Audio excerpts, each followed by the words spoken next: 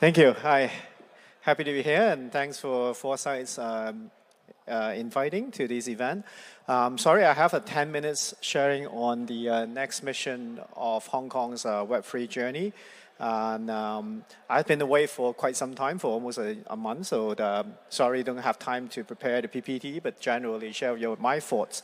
I mean, as a legislator in Hong Kong, and sort of involved in the whole Web3 I wouldn't say revolution, but since the government promote the Web3 in a statement in 2022, December, it's been almost 1.5 years, a bit more than 1.5 years into the statement. So there's been some progress in Hong Kong. I wouldn't just repeat everything in terms of legislations and what the government have done. I think a lot of you were actually well noticed of that, but sort of share with you my thoughts, during these years. I think at one time, for most of the time, I'm actually very excited with Hong Kong trying to build up our Web3 ecosystem.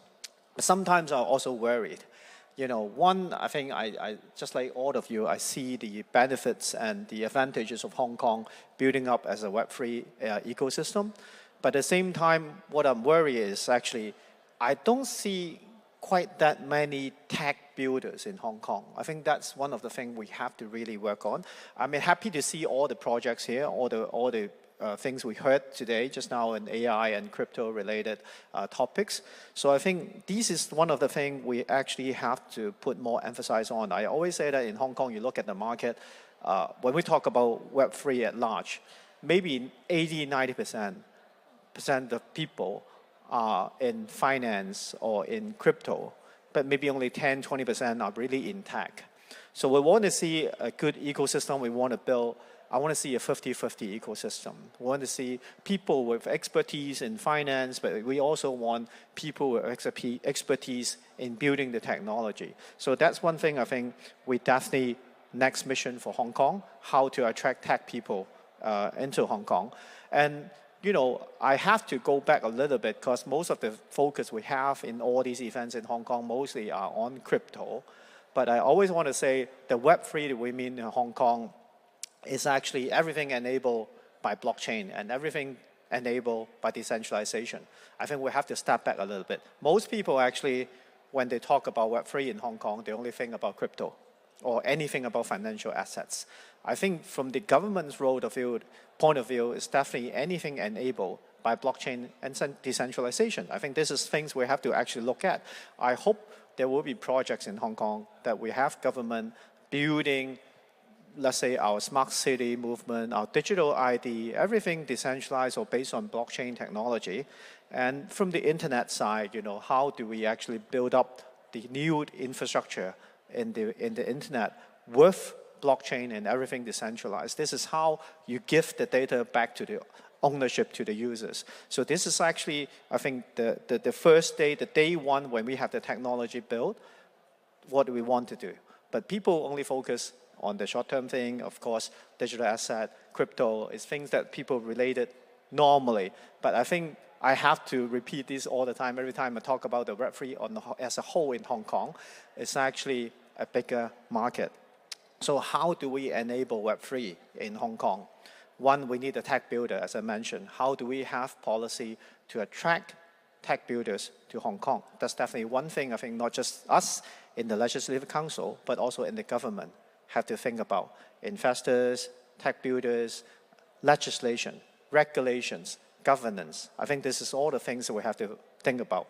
I think in the very beginning of, when we have Bitcoins and, the development around crypto, many people think about, like how we run in a non-government status, when things are really decentralized, what technology will bring human, to the next stage, things like that. I think over the development of the last 10, 15 years, I personally think, technology will change how we live, will change how society are run. But talking about non-government state, I think we are far away from that. So we're seeing that, even in digital assets and in any other aspect, even in Bitcoins building up as momentum, we are seeing more and more people coming back to looking for a regulated market.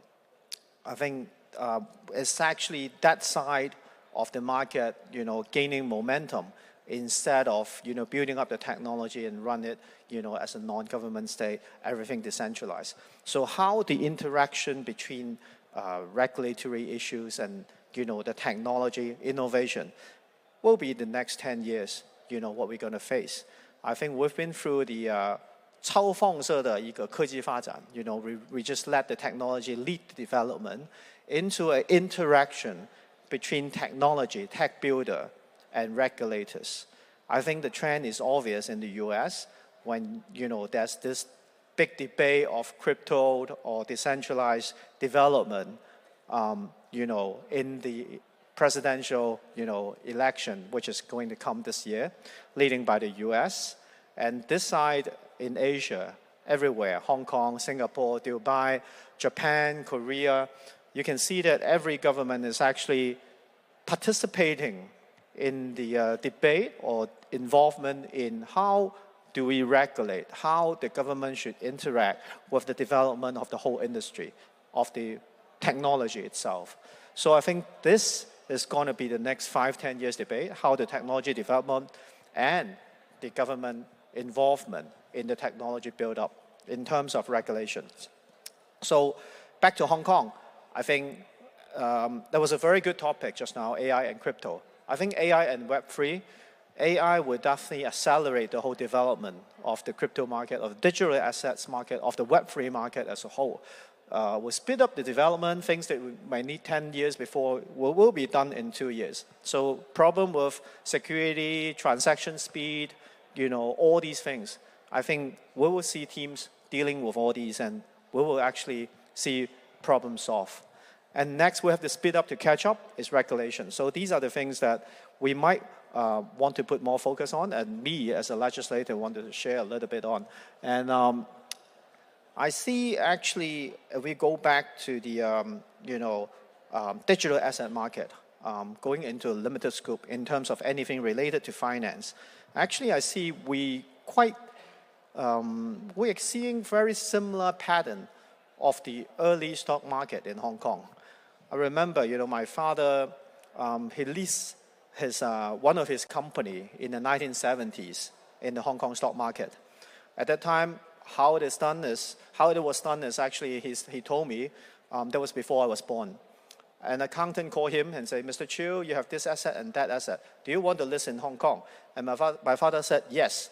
And the next week, he got a bunch of documents from the accountant, signed the document, and his company was listed in a month. This is how it was done back then. So I think the regulations and all these governance will improve over time, but how to help people to raise funds, how to help people to facilitate, the need in financing is definitely one thing Hong Kong has to do. So looking back into what we have now, we just issued a license in VATP, VASP, with the virtual asset platform, sort of like the digital asset exchange in the early times in Hong Kong. We have more than one exchange in Hong Kong, and then we merge, and then we have new regulations, and then we have different products, we have derivatives, and then funds. All these things evolve with the exchange being placed in Hong Kong. So if you look at what we have now, we are in the very early stage. Some different countries deal with that differently. I don't have time to go into the comparison, but we will have different panels in future talking about the comparison of different countries. Dubai have their own way, Singapore their own way, as Japan, Korea their own way. But a lot of them, they only deal with crypto as a narrower market. I think Hong Kong, we're looking at it as a broad market in Web3. And crypto exchange is only a small part of it. So what we're looking at now is we're building up the exchange system. We have qualified and licensed player, and they are licensed to deal with anything digital asset. Again, please, anything digital asset is not just crypto.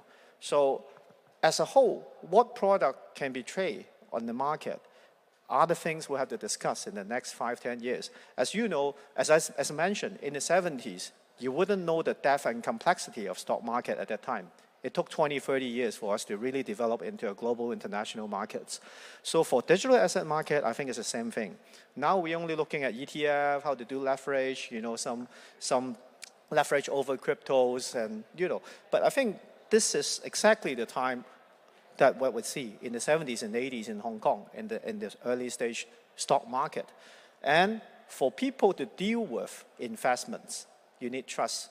So this is what I mean, Hong Kong is well positioned for that, because we have the professionals, we have the financial system, we have the banks, we have the lawyers and stuff to provide trust in anything that you buy. So what we want is we want the professional people to go and understand a bit more on the technology. So this is what the bridge, what I'm worried about, and I want more team to be here. That's the main reason. When the what we call the incumbent, the existing professional people, they're looking at the crypto market and they understand a bit more about the digital asset as a whole. I think this is the future that we were looking at.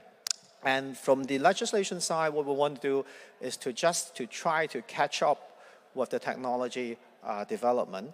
And what I can share is we've done the virtual asset trading platform, VATP. And a lot of you, I think you understand that we are doing the stablecoin legislation very soon. Hopefully by the end of this year, we'll deal with the stablecoin. We have the sandbox players and hopefully they will get the full license. There are a dozen more deemed licensed players who actually apply to the VASP license. So there will be more exchange players platform being approved in Hong Kong. Together with stablecoin legislation, next year, hopefully, again, early next year, we will be done with what we call the VAOTC, the over-the-counter trade of virtual assets. That will also give us a complete picture on how to deal offline, physically, and block trade. So with that, how virtual assets or all digital assets can be traded through exchange, through personal exchange, through wholesale market, through block trade, that will be done in Hong Kong. So once that wrap up, we look into products, custodian services, etc. So if you ask me, by the end of next year, hopefully, but I think very likely, not hopefully, we will have most of the legislation wrap up in Hong Kong, and then we'll go into the product issue. So the next mission in Hong Kong, go back to my topic. In 1 year's time, 1.5 years' time, wrap up all legislation. There will be different people governing or different party or departments that will run on different legislations. There are people that query that. But I think at the same time, there are enough debate in Hong Kong that provide the clarity of what can be traded and what not to be traded in Hong Kong. I think that's a good thing. So just give us about 1 year's time and 1.5 years' time. And next, what we'll do is to provide maybe encouragement for products and product teams in Hong Kong to actually try anything you can do in Hong Kong. So the good thing in Hong Kong is we legislated financial products. Anything, if not a financial product, I think people are welcome to do. NFTs, we already clearly state that is not a regulated product in Hong Kong. So the clarity will be there. And with the comparison of different markets and the comparison of different of the nature between digital asset market and the security market, I don't actually have time to go into that. I would, in maybe next year's Web3 Festival, I will have a full comparison of the digital asset developments in Hong Kong to the 70s and 80s stock market, and that will be a more complete picture by then. So hopefully we will see you again in Hong Kong. So I have only about 10 minutes, so that will wrap up my sharings, and I hope every one of you will spend more time in Hong Kong. Tech builders, welcome to Hong Kong. Any one of you that have queries on uncertainty or questions you have regarding the Hong Kong's development of Web3 market, feel free to contact me. My email is duncan@duncan.hk, which is really easy to remember. So thanks again. Thanks for the time. Thanks, Duncan, for the wonderful insight.